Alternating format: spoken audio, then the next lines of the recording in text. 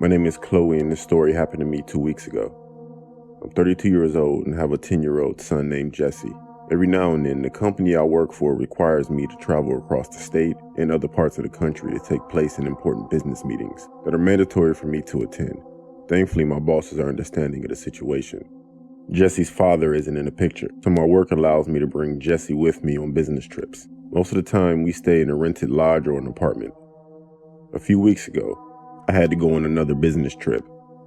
It was out in the country, which was nice because the house me and Jesse would be staying in was a real small lodge, which was very secluded. The night before the meeting, I was on a Zoom call with my colleagues at around 10 p.m., while Jesse was upstairs playing on his Nintendo Switch. During my Zoom call, Jesse called me from upstairs telling me I need to see something. I excused myself from the call and headed upstairs. I went into his room and asked him what was wrong. He told me there was a man outside looking up into his window. I looked out into the dark field and couldn't see anything. I told Jesse I couldn't see anybody out there. He said the man walked off into the darkness as he called for me. What he said concerned me, but I had to brush it off as maybe it was a dog walker or something. I usually think rationally when it comes to things like that. I told Jesse to tell me if he sees the man again. I then returned to my Zoom call. About an hour went by when one of my bosses suggested we took a quick bathroom and drink break. Leaving the Zoom call on as we usually do, I went to put a pot of tea on and went upstairs to check how Jesse was. I asked if he was okay and if he saw anything outside. He told me he hadn't seen anybody since. I tucked Jesse in the bed and went back downstairs to continue my business call on Zoom. Most of the colleagues were back on from the break, apart from a couple. One of my bosses said, "Oh, that's strange. I thought I just saw you walking around the kitchen." The laptop that I was using for the call was set on the table in the living room, which was opposite the kitchen, which also had a back door. I replied saying no, I was just upstairs. He said he was certain that he saw me walking around the kitchen. I laughed and I told him he was seeing things. My pot of tea started to boil. I had forgot about it. As I walked into the kitchen, I noticed the back door was slightly open. I thought it was odd, especially being what my boss just said to me. But I chalked it up to Jesse forgetting to close the door. He was outside playing earlier that day after all.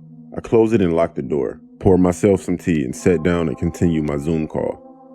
About 10 minutes go by and I started to feel funny, like really sleepy all of a sudden, but it wasn't a normal feeling. I felt fine and all of a sudden I felt like I couldn't keep my eyes open. And that's what happened. I fell asleep on a Zoom call. I didn't know at the time, but I was out for about 10 minutes until I woke up to Jesse frantically pulling me, trying to wake me up. He told me there was a man outside trying to get in. I turned around, I saw a man on the other side of the back door pulling the door handle in an aggressive way. He looked furious, as he couldn't get inside. This means that what my boss said to me earlier, when he thought he saw me in the kitchen, was true. That man did get in the house as I was upstairs checking on Jesse. He must have spiked my tea, and that's what made me fall unconscious. Once unconscious, I think he was planning to enter the house and assuming the door was still unlocked to take my son away. The thought of this makes me sick to my stomach. I thank God that I noticed the door slightly open and locked it shut. This story could have had an awful ending otherwise. We called the police and they searched the area, and not surprisingly, they found no one. Jesse and I returned home after that. This incident will haunt me for the rest of my life, and Jesse's too.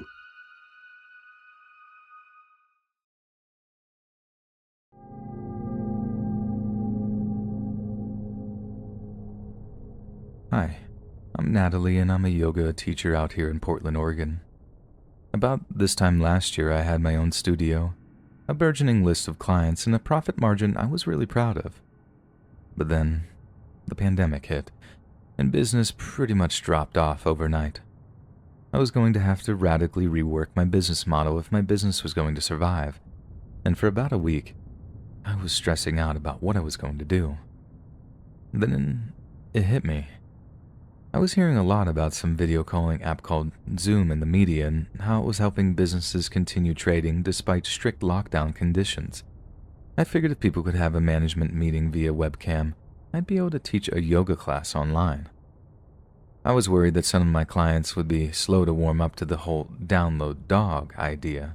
Sorry for the yoga joke, but to my delight, enough people signed up to pay my rent for the month, which was a huge weight off my mind. It took a few sessions for me to really get the hang of it, but after a while, I was hosting 2 sessions a day, 4 days a week, and business was still growing. Then, when I put in an ad on social media, interest exploded. People were trapped inside, bored out of their minds, and were craving some kind of self-improvement. It went from being the worst thing to happen to my business to something resembling the best thing. But having those Zoom yoga classes brought a whole host of problems. Some people lost connection to the call and demanded I Venmo their money back. Other people, setups weren't that great, so I couldn't properly advise them on their form. But the biggest thing, my yoga studio's in a commercial block behind a series of locked doors away from prying eyes.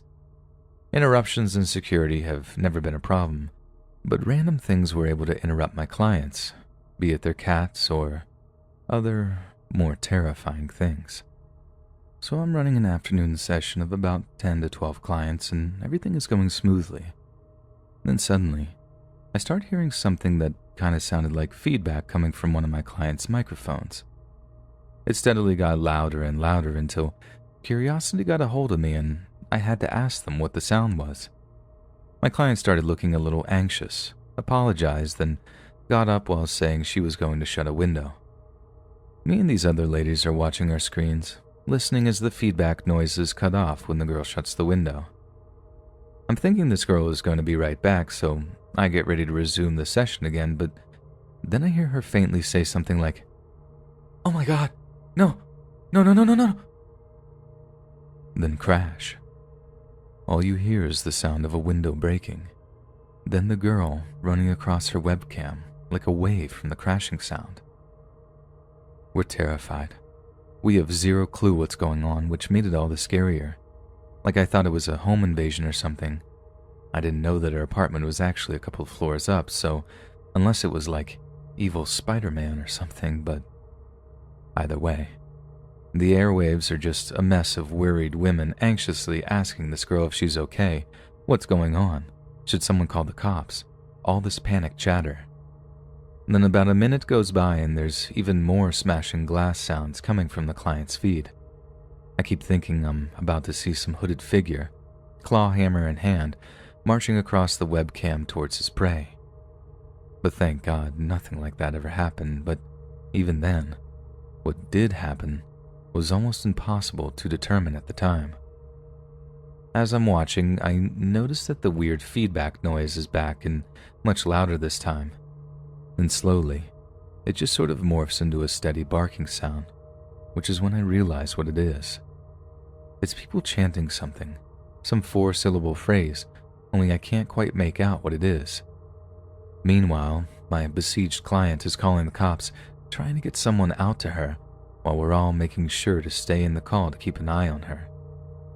It took us quite a while to get all the details on what actually happened, but when I heard, I was outraged. The girl in question lived in an apartment block in what some would call a gentrified area of Portland. A large protest happened to be going on past her apartment at the time, and it was not one of the peaceful ones. These idiots were throwing rocks at any residents that looked like they might house young professionals. I think they even wrecked a few bars and restaurants in the neighborhood too. My client just so happened to be unlucky enough to have them march past her apartment just as they started feeling mean. Like, I'm very much in favor of most of all the stuff that went down. I voted in favor of it, and I fully support people's right to protest. But I know for a fact that people used all the unrest in Portland this summer to just go out and live out some of their darkest fantasies. Those are the worst kind of people in my mind. Like, I just want to ask those guys, what did my client do? Why was her apartment targeted? She's not a cop or some stormtrooper. What in God's name were they thinking? But yeah, definitely the scariest moment of the summer for me, which is really saying something considering there's been a deadly virus going around. My client wasn't hurt, thank God, but she was left with quite a bill to get her windows replaced, all because some inconsiderate jerks decided to hijack a righteous protest to do some horrible, hateful things.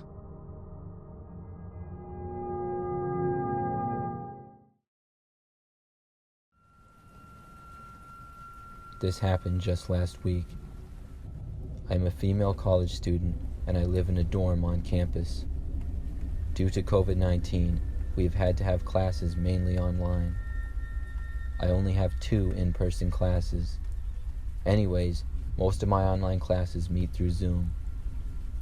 I had an econ class where we were having a meeting and the professor broke us into small groups to discuss a topic. There was probably between 50 to 100 kids in that class. I'm not really sure, but I know there was a lot, so we would go into these breakout rooms occasionally where there would be about 5 to 10 of us to discuss topics or do group work.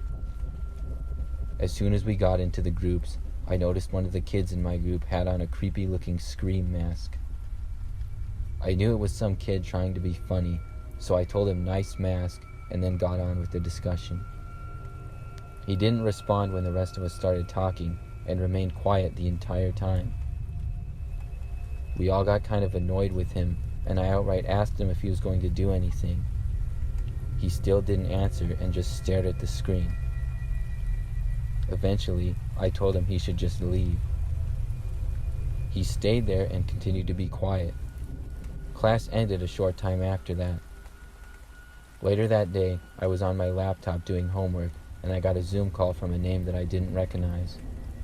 It was early in the semester and I wanted to see who it was, so I accepted the call. It was the kid in the mask again. When I opened the call, he was just staring at the screen. I quickly turned my camera off. Then he said something in the chat. He outright stated that he wanted to kill me. I thought this must be one of my friends messing with me, although I was unsure of how they would be able to do all of this. I asked who it was, and the person lifted their mask just so I could see their mouth and a little bit of their nose. It wasn't much, but I didn't recognize it as anyone that I knew at all. Then they lowered their mask back down and ended the call. I'm not gonna lie, I was kind of creeped out. I texted a few of my friends and told them about what had happened. Some of them thought it was funny, but others seemed to think it was a serious thing. At almost midnight, I was just about to go to bed when I got another Zoom call from the same person. I was pretty irritated at this point, and I answered. I immediately said to the person, whoever it was, that if this was a joke, it wasn't funny, and I was tired of their nonsense. Then I said if they called me again, I was going to report them. They didn't respond, but just stared at the screen. This time, I noticed that the person calling was not on a computer like before, but seemed to be on a phone and was walking. They didn't acknowledge me at all until they typed something in the chat. It said, "Look out your door." I went over to the door of my dorm room and peeked out the peephole. Sure enough, I saw the scream mask staring right back at me. I jumped back after seeing it. I asked the person, "Who are you?" They said to open the door. I told them they needed to leave now or I was going to call the police. I was hoping that would scare them off, but as soon as I said that, instead of leaving, they began trying to open the door. Thankfully, I had locked it. They knocked on the door, but then began jiggling it with the lock. It sounded like they were trying to pick it. My dorm building was fairly old and still used a lock and key instead of your student ID card like some buildings did, so I was afraid they might be able to get in. I decided to call the police. I picked up the phone and then called. They said they were on their way. The man in the mask continued to jiggle the lock. I sat in the back corner of the room just watching the knob jiggle, hoping that it wouldn't open. But about a minute later, my biggest fear came true, and I heard the lock click and saw the door slowly open up. The man in the mask walked in. I told him I had called the police. He didn't seem to care though. He slowly closed the door behind him and then started approaching me. As he was slowly walking towards me, he removed his mask fully from his head. It was a guy who looked to be college-aged, but I didn't recognize him at all. He kept getting slowly closer and closer. Then, I heard several footsteps coming to the doorway and saw the police. They were able to get the man before he got to me in just enough time. He turned out to actually be a student that went to the university and was actually in my class. It was the creepiest thing that's ever happened to me.